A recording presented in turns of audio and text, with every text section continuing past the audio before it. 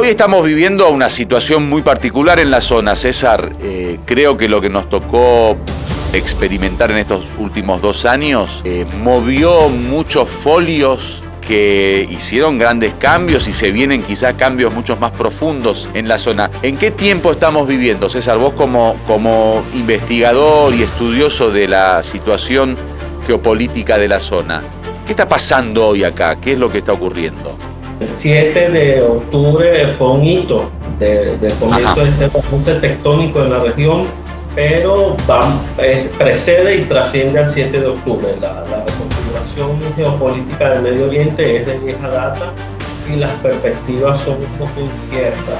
Realmente ubican la necesidad de un análisis multinivel y de varios actores que juegan en múltiples partidas de ajedrez. Estamos definiendo los actores estadales, no estadales, intergubernamentales, el lanzamiento de misiles balísticos que llegaron en pocos minutos a Tel Aviv y a Haifa, entre otras ciudades importantes de Israel, y el daño que se le infligió a cierta infraestructura militar fue importante. La situación de Gaza es de destrucción dantesca, 1,9 millones de desplazados a la fuerza, más del 94% de la infraestructura destruida en la zona, más del 60% de la población padeciendo de hambre en Gaza.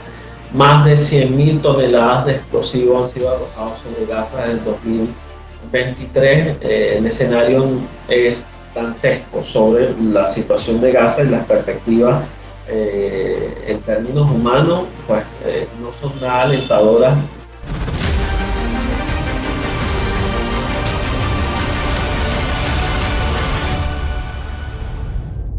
Hola amigos, ¿qué tal? ¿Cómo están? Los saludos de la República Islámica de Irán. Esto es Irán al aire. Soy Suhail Assad con un nuevo episodio y con un amigo que aceptó nuestra invitación, el profesor César Mejías. Él es sociólogo venezolano de la UCB con amplia investigación sobre Medio Oriente y Asia Central. Sus más recientes publicaciones en Politea UCB Foreign Affairs Latinoamérica. Un placer para mí tenerte, César. Un gran saludo. ¿Cómo estás? Muchísimas gracias. Un placer para mí estar con ustedes, con esta audiencia el día de hoy. Te agradezco mucho. Este programa, César, está dedicado al tema de Irán porque comenzamos en los 12 días de guerra, donde la gente al fin y al cabo necesitaba información con una retórica un tanto diferente, un poco más cercana a la realidad que se vivía desde el interior de Irán. Entonces, de alguna manera, Irán significaba un eje fundamental en las noticias en esos días y nos llegó muchos llamados de personas que querían saber un poquito de qué se trataba esta historia. Pero bueno, después decidimos continuar con esto porque al fin y al cabo la situación geopolítica de la zona amerita que sigamos hablando sobre Irán. Lo que ocurre en Israel está relacionado con Irán, lo que ocurre en Palestina está relacionado con Irán, lo que ocurre en el Líbano, lo que ocurrió en Siria en su momento. La zona está de alguna forma relacionada con Irán. Entonces, bueno, como sé que has investigado mucho sobre el tema de Medio Oriente, Asia Central y todos los conflictos, y además sé que tenés una historia como revolucionario, digamos, en la lucha de los oprimidos, de los desposeídos, en las luchas justas. Me gustaría entablar un diálogo sobre estas cuestiones, al fin y al cabo. Hoy estamos viviendo una situación muy particular en la zona, César. Creo que lo que nos tocó experimentar en estos últimos 2 años movió muchos folios que hicieron grandes cambios y se vienen quizás cambios mucho más profundos en la zona. ¿En qué tiempo estamos viviendo, César? Vos como investigador y estudioso de la situación geopolítica de la zona, ¿qué está pasando hoy acá? ¿Qué es lo que está ocurriendo? Bueno, realmente es provocadora tu pregunta, pero lo que estamos viendo es un reajuste en el tablero regional del Medio Oriente. A lo que estamos asistiendo es una reconfiguración tectónica que yo diría el 7 de octubre fue un hito de Ajá. comienzo de este reajuste tectónico en la región, pero precede y trasciende al 7 de octubre. La reconfiguración geopolítica del Medio Oriente es de vieja data y las perspectivas son un poco inciertas. Realmente ubican la necesidad de un análisis multinivel y de varios actores que juegan en múltiples partidas de ajedrez. Estamos refiriéndonos a actores estadales, no estadales, intergubernamentales, estamos hablando de niveles locales, regionales, transnacionales de seguridad y de conflicto y de cooperación en la región del Medio Oriente. Perfecto. Lo que vive hoy Hamás y el pueblo de Gaza particularmente, eh, ¿lo ves como positivo? ¿Hay un análisis positivo de lo que está ocurriendo? Yo en algunas entrevistas se hablaba, muchos de ellos, de una victoria, y muchos de ellos decían que es un tema medio contradictorio entre victoria y derrota. ¿Cómo se analiza? ¿Cómo podemos evaluar lo que está pasando hoy en día en Palestina, César? Sí, más allá del fenómeno mediático de lo que está ocurriendo hoy en Sharm el Sheikh, en Egipto, que es la firma de un acuerdo o la llegada a un cese al fuego entre la facción de Hamas e Israel, no significa la firma de un tratado de paz tal y como estamos acostumbrados a verlo, como lo hemos visto en la historia, y tampoco tiene muchas aclaratorias en torno a la perspectiva de estabilidad y paz en la región.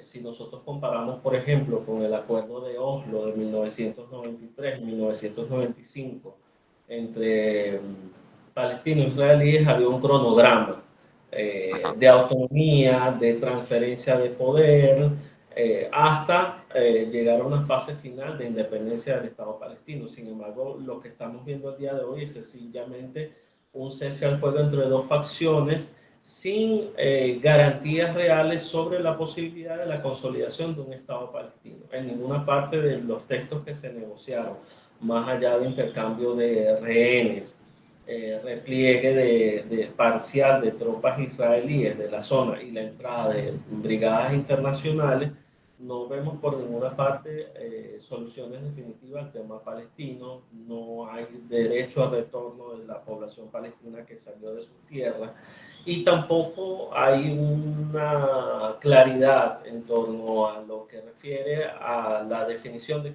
fronteras claras entre Israel y un eventual Estado palestino. Entonces son más dudas las que genera y también la fragilidad, porque nosotros habíamos visto un acuerdo de cese al fuego en enero que se había alcanzado y que permitió relativa calma en la zona, pero que luego se reanudaron los enfrentamientos y volvemos a la situación pues, bueno, que se está intentando paralizar el día de hoy.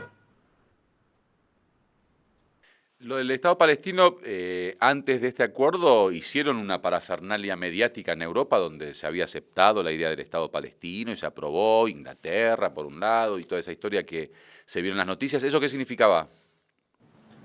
Sí, bueno, realmente lo que se produjo previamente fue el anuncio de reconocimiento por parte de algunos países europeos al Estado de Palestina, pero la realidad sobre el terreno es que Israel sigue ejerciendo un control de facto sobre el territorio palestino. Me estoy refiriendo a Gaza, que está ocupada desde octubre del 2023, y de Cisjordania. Recordemos que Palestina está dividida entre Gaza al occidente, en el Mediterráneo, y Cisjordania, que comprende algunas ciudades con cierta autonomía, sin embargo rodeadas de colonias israelíes. Entonces no podemos hablar de un Estado realmente consolidado sobre el terreno con continuidad geográfica. Perfecto. ¿Cuál es la responsabilidad del pueblo palestino en todo esto? Digo, la resistencia fue una de las alternativas que se vio obligada a tomar la gente de Gaza, por lo menos durante estos 2 años, con un apoyo popular importante, con un apoyo internacional importante por parte de los pueblos. De ahora en más, ¿en qué queda todo eso? Sí, bueno, el pueblo palestino ha sido el principal protagonista, más allá de las facciones políticas palestinas, ha sido el principal protagonista tanto de su desgracia desde 1948, cuando se instaura la Nakba, como en la actual situación de genocidio sobre Gaza. El pueblo palestino ha intentado resistir a lo largo de más de 70 años la ocupación y acentuada recientemente desde octubre del 2023 en la región de Gaza. Sobre perspectivas políticas como tales, pues hay cierta división a lo interno, hay un desgaste natural de las autoridades como consecuencia de estos ataques. Sin embargo, se está hablando de la posibilidad de un diálogo nacional, un eventual diálogo nacional, pero es incierto hasta los momentos, para ser honesto. Está bien, ¿qué va a ocurrir con el apoyo a la resistencia, como el tema de Hezbollah en el Líbano, como el tema de los Houthi en Yemen, en su momento la resistencia iraquí, también con su apoyo? ¿Cómo va a seguir moviéndose estos agentes, digamos, estos actores?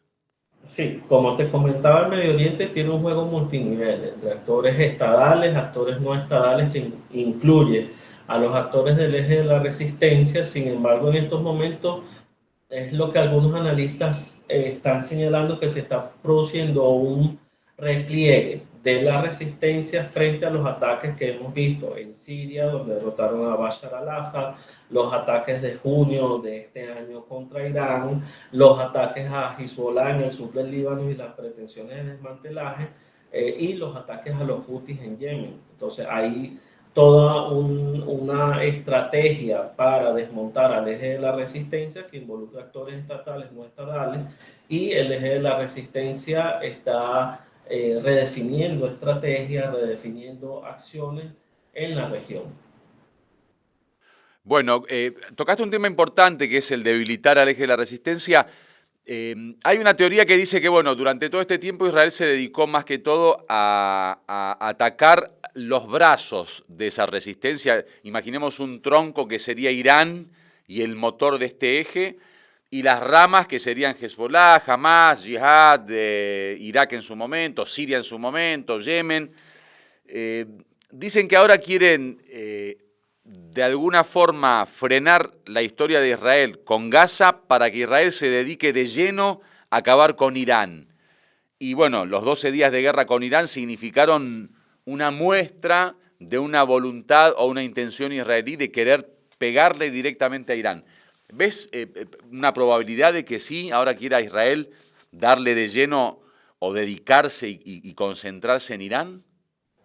Sí, bueno, hay que tomar en consideración el elemento histórico. Realmente eh, Irán e Israel rompieron relaciones desde el 79, como todo el mundo sabe, desde el triunfo de la revolución iraní, que instauró un paradigma político islámico referente para toda la región. Y desde esas banderas se enarboló la lucha por la causa palestina y en cierta medida algunos analistas hablan de la islamización de la causa palestina al ingresar a Jerusalén en la fórmula de seguridad global y vista la relevancia que tiene Jerusalén para la comunidad musulmana a nivel mundial.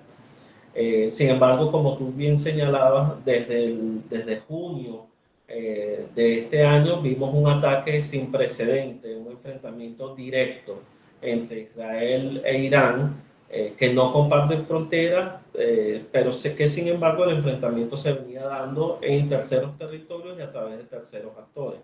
En efecto, hubo importantes ataques a los cuales se sumó Estados Unidos, posteriormente atacando, como todos bien saben, las plantas de Fordow, Natanz e Isfahan en Irán, que significó un duro revés para alguna de la infraestructura iraní, pero también durante esos días de enfrentamiento Irán demostró cierto músculo militar. Recordemos el lanzamiento de misiles balísticos en la región, que en cierta medida demuestran cierta autonomía iraní en el desarrollo de tecnología y capacidades militares importantes para equilibrar en cierta medida el desbalance frente a Israel y el conjunto de la región. Esta guerra que se dio impuesta a Irán, ¿te parece que hubo sorpresa para Israel sobre el tipo de, digamos, el método de respuesta iraní? Hubo grandes daños, grandes perjuicios que tuvo que soportar Israel con la respuesta contundente de Irán. Por otro lado, había uno de los objetivos que mismo Netanyahu había hablado sobre acabar con el régimen iraní, hacer un cambio de régimen. Eh, Régimen, la palabra que él utiliza. Yo obviamente hablo del gobierno de Irán o del sistema de Irán. ¿Se sorprendieron? O sea, ¿creían que Irán podía responder de esa forma y que les iba a llegar tanto daño? Sí, yo creo que ellos subestimaron la capacidad de respuesta iraní frente a los ataques. Como bien te señalaba, Irán e Israel no comparten fronteras, sin embargo, el lanzamiento de misiles balísticos que llegaron en pocos minutos a Tel Aviv y a Haifa, entre otras ciudades importantes de Israel, y el daño que se le infligió a cierta infraestructura militar fue importante, pese a que los medios de comunicación pues, no transmitieron muchas imágenes, también porque el propio gobierno israelí bloqueó el acceso de la prensa para verificar in situ el impacto de los ataques iraníes en respuesta al ataque inicial israelí sobre Teherán y otras ciudades, sobre Teherán con Isfahan, las principales ciudades afectadas. Con respecto a la zona, César, está claro que la voluntad de Irán es continuar con esta lucha y seguir hasta el final. En muchos discursos se hablan de la última gran guerra que se está esperando por parte de estos dos actores, Israel e Irán. La zona, ¿cómo la ves?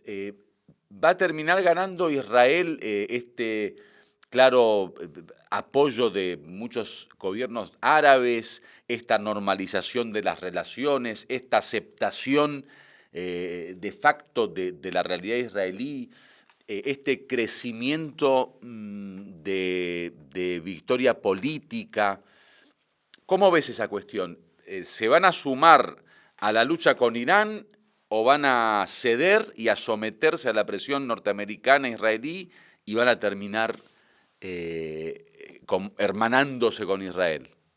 Sí, yo veo que hay como dos grandes proyectos en contienda en la región. Un proyecto expansionista israelí que como bien saben incluye tomar el control de Gaza, Cisjordania en primer lugar, tomar el control de los altos del Golán, el sur del Líbano, algunos señalan que parte de Egipto y Irak y Arabia Saudita incluso forman parte de la agenda de construcción del Gran Israel.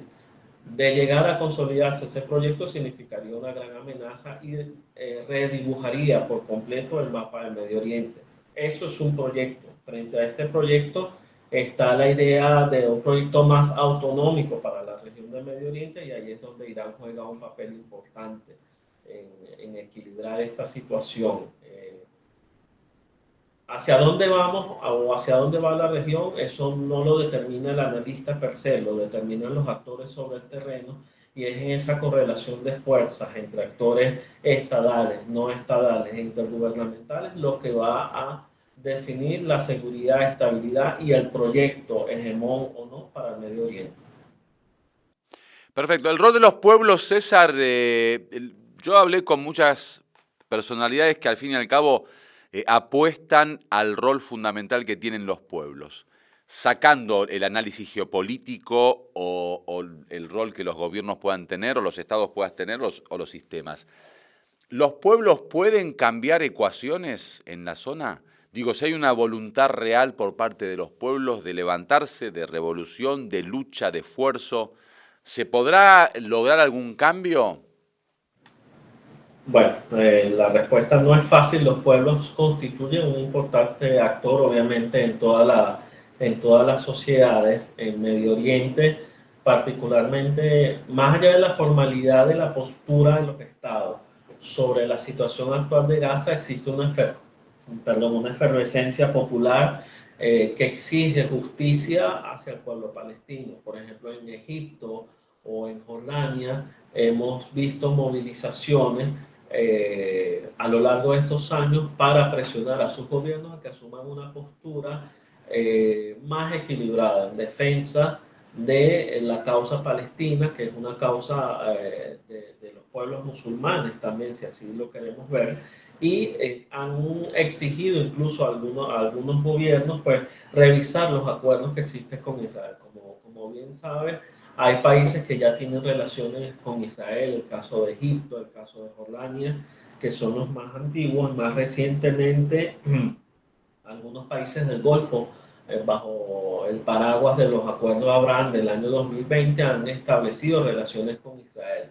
Pese a esa formalización de relaciones, los pueblos también tienen su postura al margen del Estado en torno a la situación actual de la región. Y todo apuntala a que la postura del espíritu árabe, de las calles árabes, exigen justicia y exigen un mayor respaldo al pueblo palestino en esta actual coyuntura. Está bien. Nosotros siempre que hablamos de estos actores o estos agentes de la zona, se habla mucho de los que son más famosos. Rusia, China por un lado, Irán, después todo el tema del conflicto palestino-israelí, después el apoyo libanés, en su momento, bueno, Siria e Irak, Yemen hoy en día. Turquía está media olvidada. Yo no sé, puede ser que es una apreciación personal mía. En el análisis que se hace generalmente, yo en mis diálogos, nunca se habla de Turquía. ¿Turquía qué rol cumple en toda esta historia? Bueno, Turquía es un actor clave en la región porque, bueno, nada más y nada menos que a finales desde el siglo XV al XIX, toda la región estuvo controlada por el Imperio Turco Otomano.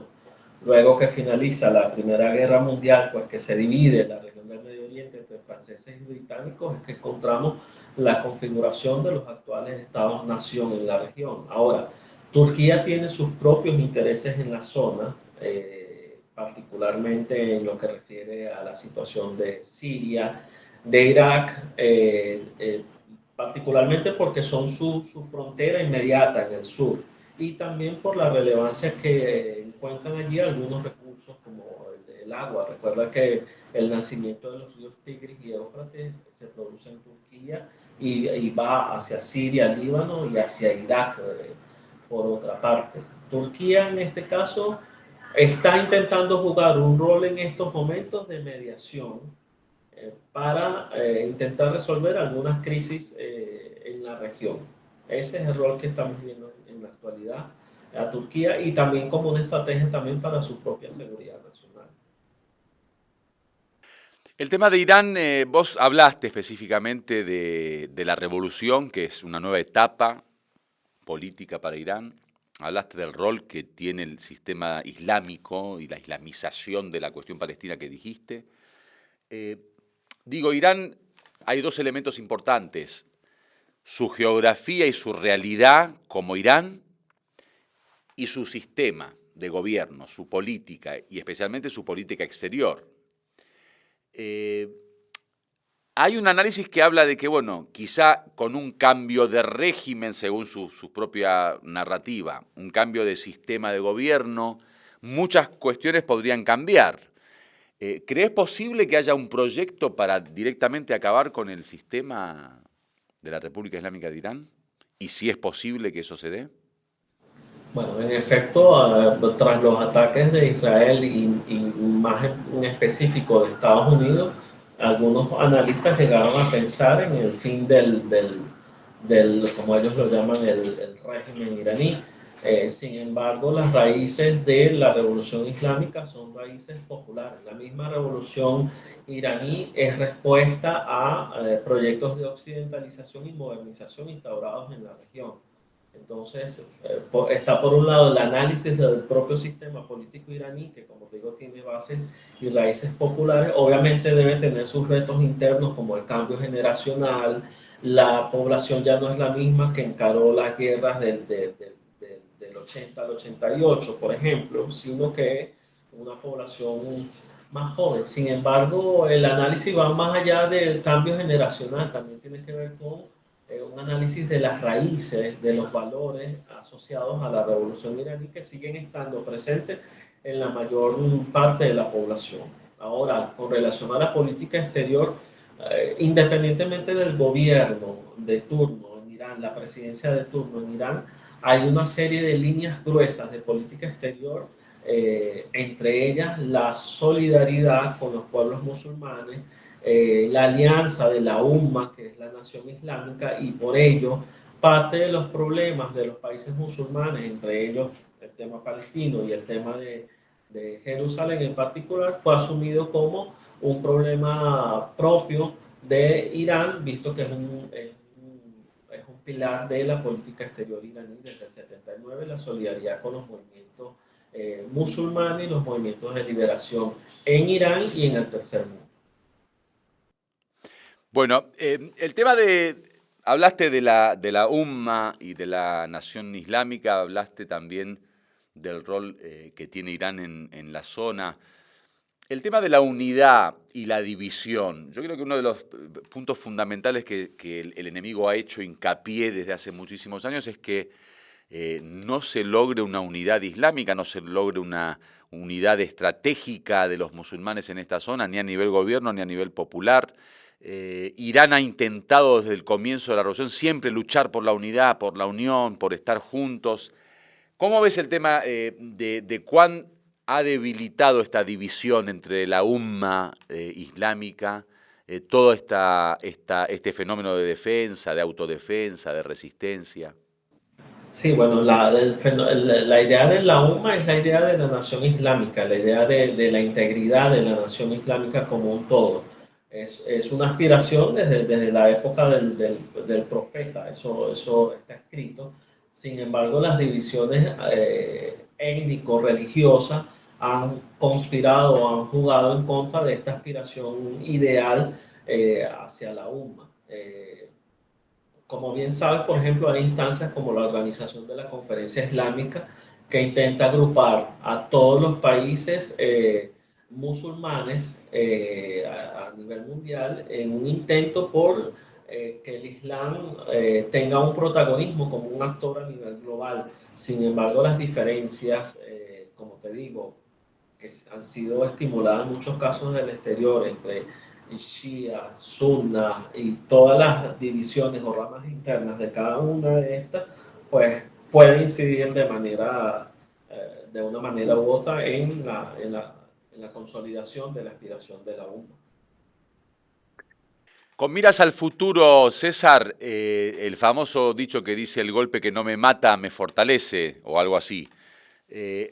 ¿La Irán de hoy la ves hacia un camino de fortalecimiento interno, hacia un camino de mayor poderío en la zona, o no, como hay muchos análisis en la prensa amarilla sobre la debilidad de Irán, el debilitamiento de Irán, se va derritiendo, se va apagando, se va acabando?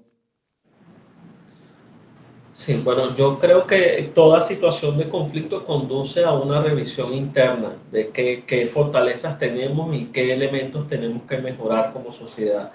Yo en este caso imagino que Irán está haciendo una evaluación profunda y sistemática de qué elementos tiene como fortaleza y qué elementos debe mejorar. Yo no veo un Irán debilitado como actor regional. Irán tiene una posición geográfica, demográfica significativa en el Medio Oriente y cualquier definición de paz o no, de estabilidad o no en la región del Medio Oriente pasa indefectiblemente por tomar en consideración el rol de Irán para la región. No veo un papel marginal de Irán en la zona. Sigue siendo un actor relevante a nivel regional, a nivel global, y recordemos que Irán tiene elementos claves para jugar a nivel mundial. Pues sus reservas de gas son de las más importantes junto con las de Qatar y Rusia, al igual que su posición geográfica que le da acceso al mar Caspio, al sur pues a lo que es el Golfo y el estrecho de Hormuz, que es un punto clave, es una arteria en la circulación energética global. Por lo tanto, Irán sigue jugando un rol importante geográficamente, geopolíticamente y militarmente para la región del Medio Oriente. Si quisiéramos hacer una autocrítica nosotros desde este lado, qué sé yo, ¿cuáles serían los puntos en donde Irán tendría que hacer una verdadera revisión para mejorar muchos puntos de debilidad y que se haga una crítica constructiva? Bueno, creo que esa revisión tiene que hacerlo la propia sociedad iraní. No sería yo la persona más indicada para hacer esa revisión. Esa revisión la hacen los pueblos, la hace la sociedad en conjunto de qué cosas debe mejorar para hacer frente al futuro, para hacer frente a los retos por venir. Está bien, con respecto a la zona y esta forma, digamos, de relación o interrelación que tiene Irán con otros agentes. Por ejemplo, en la época de Bashar el-Assad, Siria era un actor fundamental en esto de las alianzas de Irán con los gobiernos de la zona. Hoy Siria no está. ¿Cómo ves la relación de Irán con todos estos agentes? El Líbano de hoy no es el Líbano de la época de Bashar al-Assad. El Irak de hoy también tuvo cambios y transformaciones. De repente aparece un Yemen que en algún momento no existía y hoy está involucrado en esta situación. ¿Cómo ves el tema de las relaciones con Irán y la zona? Sí, bueno, Irán pues tampoco ha tenido todo el tiempo el escenario a favor. Es cierto lo que dice, en algún momento un Siria a cargo de Bashar al-Assad y un Líbano más fortalecido con la presencia de Hezbollah eran más favorables al proyecto iraní hacia el occidente del Medio Oriente. Sin embargo, Irán ha tenido una larga experiencia de aprendizaje en coyunturas adversas para tejer relaciones. Recordemos, por ejemplo, Irán tuvo un conflicto con Irak del 80 al 88 y posteriormente a ello tuvimos la guerra del Golfo, la del 90-91, el año 2003. Pues en esos momentos pues, las relaciones de Irán e Irak, por ejemplo, no eran las más favorables. Sin embargo, Irán fue tejiendo una red de relaciones con la región que pues indefectiblemente frente al cambio geopolítico regional, como bien tú señalas, el cambio de gobierno en Siria y en Líbano va a conducir a Irán a redefinir alianzas y estrategias en la zona que permitan seguir llevando a cabo su proyecto. Y cuando me refiero a proyecto no es solo el proyecto iraní, porque cada país tiene su proyecto nacional, pero sí a proyectos regionales que permitan mayores fórmulas de cooperación con los actores de la región. Y ahí me refiero a actores estados, actores no estatales, líderes y personalidades en la zona. Y con respecto al tema de la relación de Irán con Rusia y China, porque como estuvimos hablando mucho del sistema y de la islamización, de la UMA, estuvimos hablando de una zona que obviamente al fin y al cabo, a pesar de las diferencias, tiene muchos puntos en común, el mundo árabe, Medio Oriente, pero China es otro mundo, Rusia es otro mundo, digo, bastante extraño para la cultura interna iraní y para su historia como comunidad musulmana, islámica y como sistema, como revolución.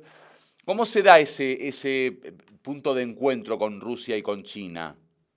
Bueno, pese a que no, con Rusia y con China, Irán en la actualidad mantiene muy buenas relaciones. Recuerda que desde el año pasado Irán suscribió un acuerdo de asociación estratégica con Rusia, que es un país ubicado en el norte, que ambos países comparten, por ejemplo, el mar Caspio, que tiene importantes reservas de petróleo y gas natural. Para Rusia, un Irán fortalecido, un Medio Oriente más equilibrado en el sentido de que no signifique la hegemonía estadounidense en la región, significa una mayor, un elemento importante para la propia seguridad nacional de Rusia. Y recordemos que Rusia tenía bases militares en Siria y con el cambio de gobierno en Damasco, pues la situación en el Mediterráneo Oriental está un poco desequilibrada en el sentido de que la región pasa a estar bajo control prácticamente de la OTAN. Eso con relación a Rusia. Con respecto a China, Irán mantiene muy importantes vínculos de cooperación. Recordemos que se levantaron las sanciones en el 2015 a Irán tras la firma del acuerdo nuclear del 2015 que luego denunció Trump en 2018, permitió el reflote de la industria petrolera, petroquímica iraní gracias a las inversiones en China, particularmente en el sur del país. Y también hay que tomar en consideración que China tiene su propio plan global de la franja y la ruta, donde algunas regiones del mapa global, incluyendo Medio Oriente y particularmente la zona del Golfo Pérsico, forman parte de la propia fórmula de seguridad china por el tema energético. Perfecto. Con respecto al tema de, sigamos con la zona, Irak es una pieza que también tiene un rol importante desde la geografía, primero porque está al límite con Siria y al mismo tiempo con Irán. Segundo, porque también es un país petrolero y que hay intereses norteamericanos clarísimos. Tercero, porque al fin y al cabo hay a nivel popular y social una mayoría chiita similar a la, digamos, escuela de pensamiento de Irán y relaciones culturales antiguas entre los dos pueblos. ¿Cómo ves la situación de Irak? Porque yo creo que es una pieza bastante fundamental en este tablero. Bueno, Irak es una pieza importante, bueno, tiene la presidencia de la Liga Árabe en estos momentos, va a tener elecciones ahorita en noviembre, sin embargo, está sometida a presiones externas e internas relacionadas con la orientación de su política exterior.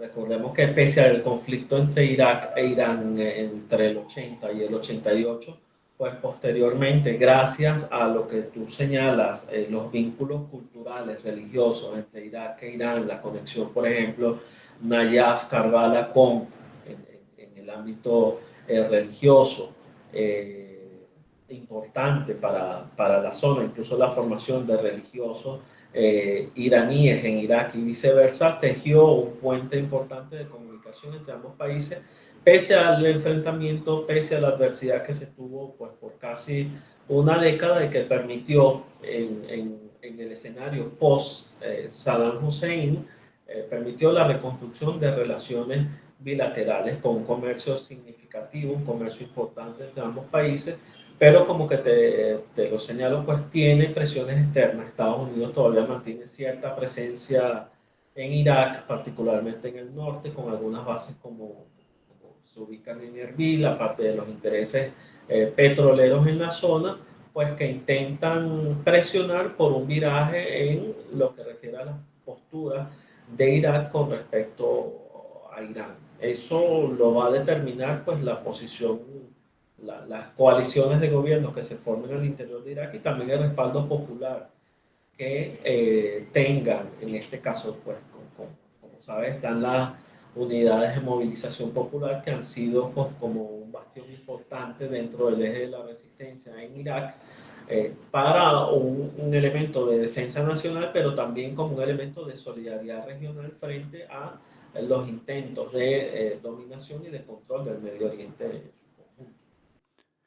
Bueno, César, estuvimos hablando sobre el tema político, sobre el tema de seguridad, el tema de relaciones internacionales, el tema social, cultural. No hablamos sobre el tema étnico, el Kurdistán, los kurdos, el elemento kurdo que es tan importante en todas estas crisis y estos conflictos. Vemos la problemática en Siria, vemos los kurdos de Turquía, los kurdos de Irak, los kurdos en Irán. Contame un poquito para que la gente se dé cuenta un poquito que hasta el elemento étnico también tiene algo que ver con toda esta historia. Sí, bueno, el tema del Kurdistán es interesante porque, bueno, es al igual que el tema palestino, parte de las deudas pendientes del periodo de guerras mundiales, porque los kurdos les fue ofrecida autonomía en su momento y hasta los momentos no existe una república independiente como tal del Kurdistán, pese a que hay aspiraciones de actores regionales porque se dé una independencia. Si a ello le suma la presencia de petróleo en los territorios donde se ubica la población kurda, pues tenemos una fórmula pues, bastante interesante. Y recordemos que los kurdos están, como bien lo señalaba, divididos entre Siria, Turquía, Irak e Irán. En algunos otros países su agenda política incluye secesión o separatismo o autonomía.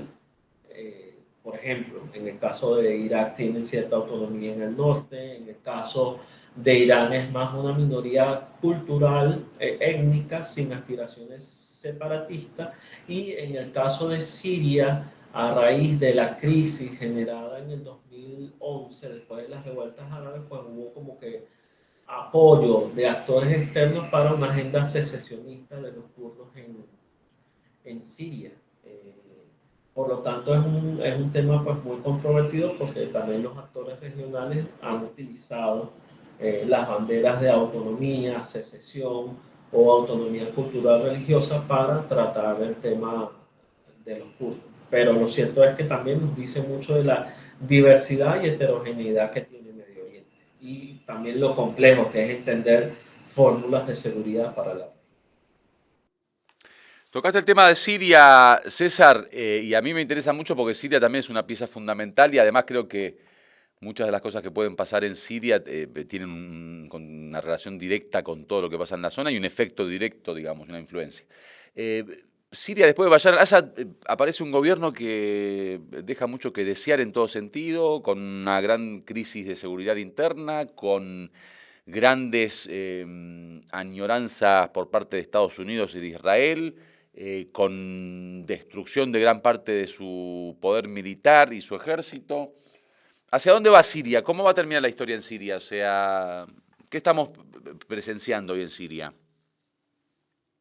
Es decir, en la actualidad de gran incertidumbre en torno a la perspectiva de estabilidad o no. Primero porque prácticamente su fuerza aérea fue destruida y todos los componentes de la seguridad y defensa pues, fueron destruidos por Israel tras bombardeos previos y posterior a la caída de Bashar al-Assad. Ahora, la orientación de Siria y de su gobierno con el señor al-Shara al frente, pues dependerá de las alianzas que él va a establecer en la región. Algunos señalan que Siria estaba negociando, por ejemplo, una eventual agenda de normalización de relaciones con Israel. Sin embargo, quedan temas pendientes como, por ejemplo, los Altos del Golán. ¿Qué va a pasar? Va a entregar los Altos del Golán va a permanecer los Altos del Golán bajo protección israelí. Otros señalan que Israel ha estado exigiendo un corredor que iría desde los Altos del Golán hacia Sueda como una zona tapón para su propia seguridad. Otros hablan de que los actores regionales, entre ellos Israel y otros, voy a dejar a la imaginación cuáles, desean un Estado sirio pues desmilitarizado, sin fuerza armada, por otra parte hay quienes también han estado apostando a salidas sectarias, es decir, fragmentar Siria en varios estados, atendiendo a pertenencias de tipo confesional, religiosa y étnica. Eso significaría una agenda balcanizadora para la región. Bueno, para ir terminando, César, el tema palestino, ¿cómo continúa esta historia? ¿Hay diálogos, conversaciones, cese de fuego, una Gaza totalmente destruida, un pueblo queriendo regresar, un derecho al retorno y una crisis humanitaria muy, muy profunda? ¿Cómo ves Palestina de ahora en más? ¿Hacia dónde se dirige? ¿Dónde va a terminar esta historia? ¿Cómo va a terminar esta historia? Sí, el tema palestino pues lo vemos en dos segmentos. Lamentablemente la situación de Gaza es de destrucción dantesca, 1,9 millones de desplazados a la fuerza, más del 94% de la infraestructura destruida en la zona, más del 60% de la población padeciendo de hambre en Gaza, más de 100.000 toneladas de explosivos han sido arrojados sobre Gaza desde el 2023. El escenario es dantesco sobre la situación de Gaza y las perspectivas en términos humanos, pues no son nada alentadoras porque pues hay población que está sufriendo todavía las consecuencias de la hambruna, de los bombardeos. Eso con relación a la situación de Gaza. Con relación a Cisjordania, vamos a continuar presenciando acciones israelíes, particularmente en el norte, en la zona de Jenin, Nablus, Tulkarem, en el norte de Cisjordania, donde están intentando dividir Cisjordania en dos tramos, para evitar la continuidad territorial de un eventual Estado palestino en Cisjordania, en caso de que sea posible la realidad de un Estado palestino en Cisjordania. En torno a Gaza, lo que estamos viendo es el anuncio de un cese al fuego, pero también de entrada de tropas internacionales para supervisar, entre comillas, la seguridad de la zona. Pues la pregunta es si detrás de eso no hay un plan mayor. Hace algunos años alguien hablaba del canal Ben Gurión, que es un corredor que iba justamente desde el norte de Gaza hasta Eilat, para evitar una ruta marítima, la ruta que va por el canal de Suez.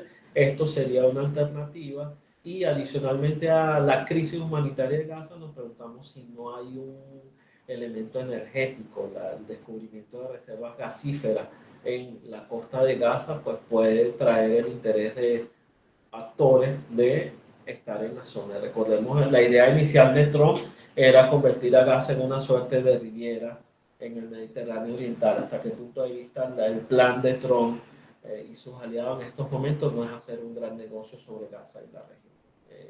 Las perspectivas no son nada alentadoras.